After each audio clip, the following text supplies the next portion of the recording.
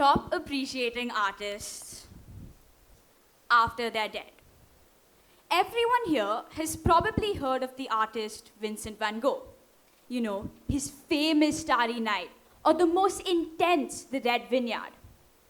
Well, during his time, Van Gogh faced rejection and criticism from art establishments and people of his time, and he never really gained any sort of success. It wasn't until after his passing that his paintings began to gain popularity.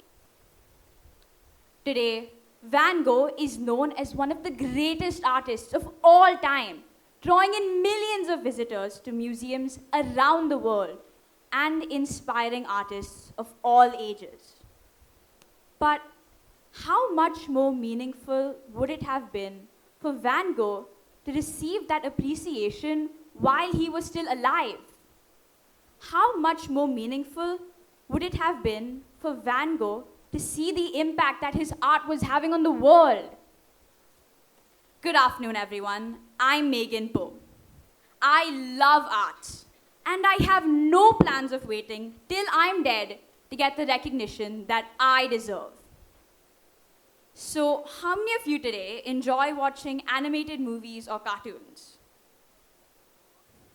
I love to see all the hands. Well, animation has always intrigued me.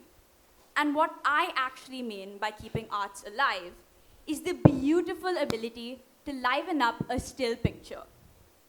I enjoy animations, and I have been dabbling with this art form for quite some time. Now, imagine as the Mona Lisa comes to life and waves at you from behind that infamous smile. Or imagine the starry night as the sun gently rises. To be able to bring to life something still and done ages ago is like magic. Through the journey I've trod with animation, it has helped me with my lowest of lows and helped me celebrate my highest of highs. For example, these are a few animations I've worked on. They might look simple, but boy, they took me forever. The process of animating right from the beginning is tedious. But in that chaos, I do find peace. It begins with research, what I want to see come to life. Then, illustrating and color grading, the step that really brings the drawing to life. In each stroke that defines every subtle movement is only enhanced with hue, lightness, and saturation.